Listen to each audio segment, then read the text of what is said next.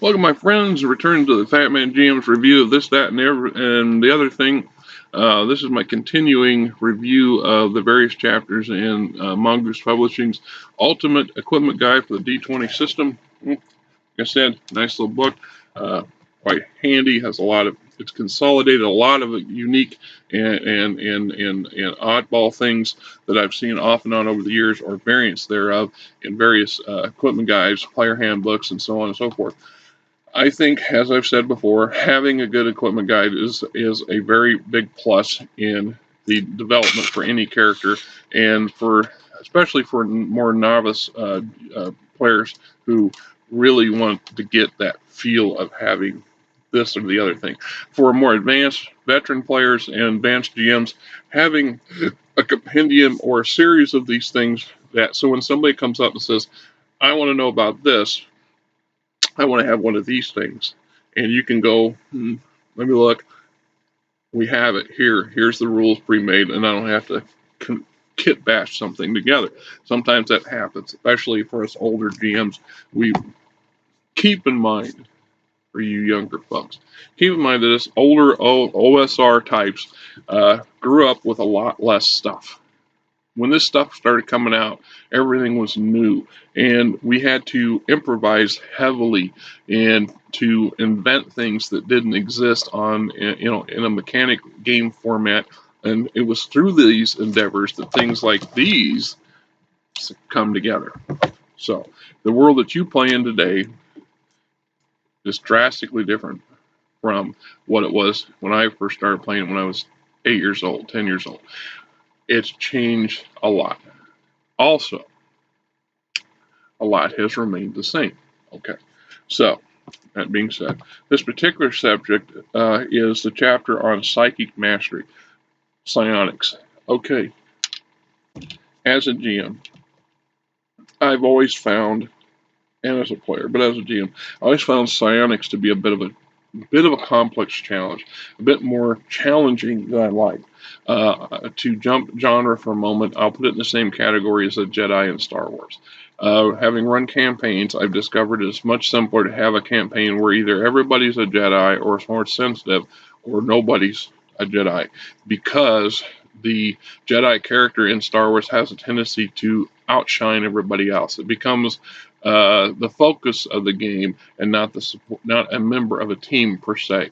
The rest of the team more or less is a supporting actors to this prime character because of their abilities. It's much harder to justify a Jedi running around with a sword and his or her abilities in a mundane setting when everybody else doesn't have it. So you have to throw challenges at them, and that usually includes other force sensitive types, which makes it more of a sideshow than is fair to the other group of players. Now, perhaps as a GM, you can do things much different than I do, and you're better at it, or what have you. All right, knock yourself out. That's not for me to say one way or another how you do your stuff, okay? That's my opinion. Psionicists fit into the similar category as, to my opinion, as somebody like an assassin. We're back to that. Okay, I've got such a unique character. A high-level monk, for example, is a unique character. Does not fit well into another group. A low-level monk fits into a group of adventurers, but at some point they need to break off and either have their own adventure or ride off into the sunset. It happens. The psionicists are often mistaken as another type of wizard or sorcerer, and that's not even remotely close. Their powers come from the inside, from a different set of mechanics. So in the very beginning, we're talking OSR here, get old school stuff. When I first encountered the first psionicist was in Dungeons and Dragons and second edition. I think I don't remember it being in first edition. They might have been. I could be wrong. But I don't recall them in the original first edition, and they certainly weren't in the box sets. All this stuff was way more advanced than that base stuff was. One of the reasons I shied away from psionicists was because for the non-psionicist, the non-person who doesn't have the ability to defend against the psionicist attack, they're at the mercy of these people. So from a perspective of a player character, it gives them too much power, and you don't have enough checks and balances to counter them unless you counter them once again with another psionicist. So now you got to have an NPC that's a bad guy psionicist going up against the good guy psionicist, and suddenly the rest of the party becomes secondary characters.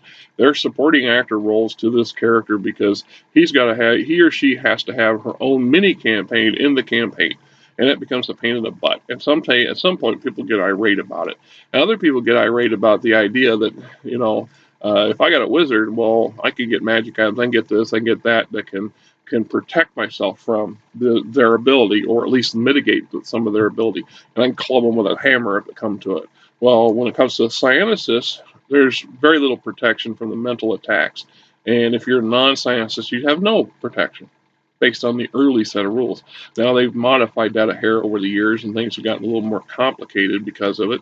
We're back to that. I don't think a psionicist is a good fix for an average roving group of murder hobos.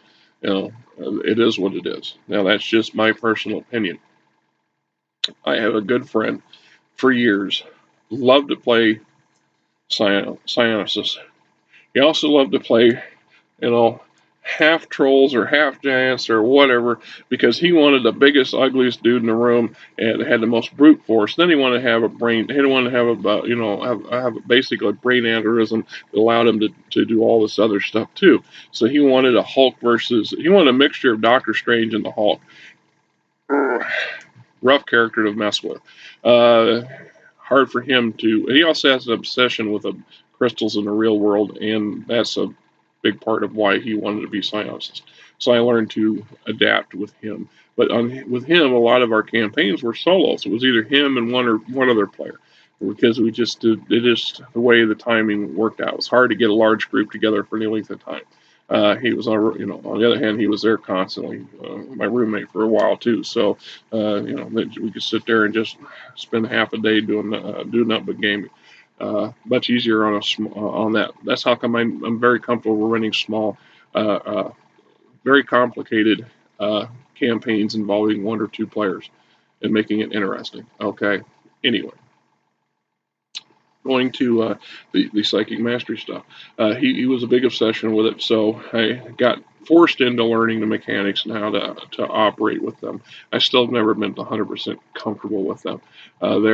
They are complicated, and much more complicated than the average wizard is, as far as I'm of the opinion. So when I saw this book that has this chapter with a lot of stuff that's geared towards the psionicist mindset, I was impressed. It would have been nice to have had this 20 years ago, because we would have had more things to work from other than a collection of crystals and the odd thing we pirated from the monks.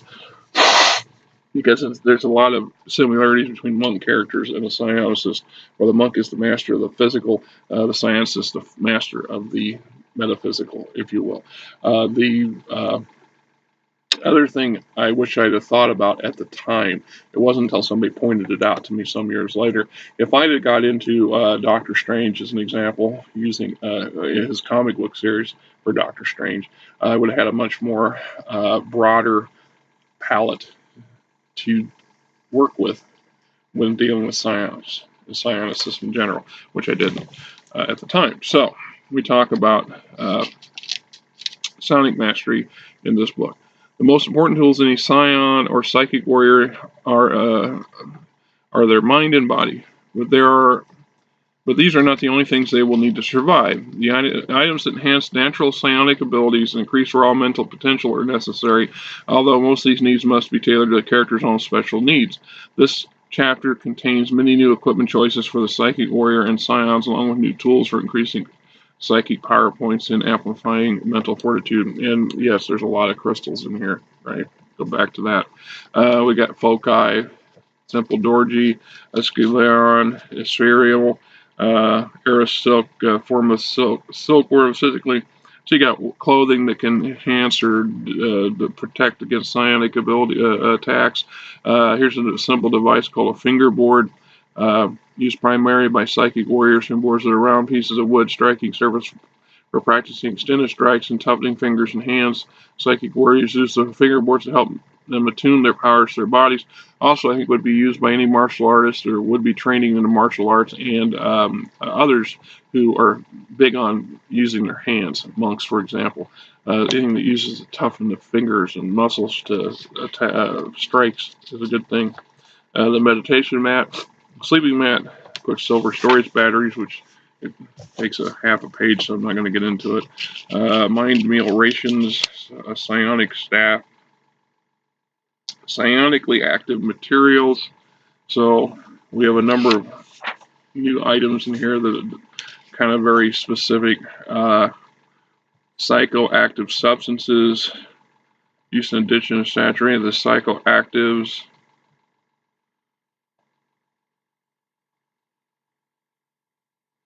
There are many psychoactive substances available in fantasy worlds, but all fall into three very broad categories. Natural substances are those that can be found occurring in the wild and which need little preparation. Substances require more preparation or which are only found when various other substances are combined or known as manufactured psychoactives. And then there's the supernatural. This gets into that more complicated stuff. You really need to be into this thing to go through the extra layer of memorizing and learning the mechanics. I never focused on it, so I did my best to entertain my players who insisted on doing this as whatever, and in the rest of the time I discouraged it. So we got crystalline serum, iron root powder, mustache seeds. Just a crystalline serum alone is almost a page of material, explanation, rules, blah, blah, serpentine weed, tattoos. Tattoos, right? Tattoo section. Actually, I should have showed you that you can't really see the, yeah, you can see those a little better, right? See the images of the tattoos? Okay. Tattoos are something that recently, in the last 10 years, have embraced. I mean, back in the day, a tattoo was just body art. It was just ink. I didn't think nothing of it. And it wasn't until later, and I started seeing some mangas and a couple comic book series of one of my friends that their characters started showing their tattoos had mental and or magical attributes. So I've embraced the concept of tattoos. So I have used tattoos for player characters who wanted to, as a wizard, or wanted to get some kind of spell protection imbued into them. So this was one form of doing that. In my own game system, with the working title Stellar Frontiers, tattoos come in from a different perspective. One of the most common is the body it's a wetware implanted energy shield. Basically, you're putting a physical a shielding system on your physical body, and by doing so, you put a series of tattoos, which in reality, what it is they're embedded a very thin micro wire or whatever all over your body. So they're going to be these patterns that will deflect or absorb and deflect an energy bolt, for example. So if somebody shoots a laser at you, this will help disperse the energy away from you or over your entire body so it doesn't burn a hole through you. And in the process of doing so, you have this metallic network of whatever. And to make it more interesting, we decided that we could create it in such a manner that it could look like a tattoo, a very detailed tattoos or series of tattoos. And they would, when you get hit by energy, obviously they glow. So they glow as they're dispersing, so it makes it even more visually spectacular, what have you. And there was in a number of our magic campaigns, we used the tattoos for as you would glyphs. So you could have a certain types of spells permanently imbued into your form by having a tattoo. So you'd either stroke it, tap it, or whatever, and release the power that was contained in it, and then over time it would regenerate itself and you could reuse it over and over again. This made it so you were always a natural weapon and much harder to deal with for your opponents. And so they do the same thing in here: astral, bolstering, erasing, defensive, combat, focus, elemental, flight, growth, 100 eyes, the raging beast, so on and so forth.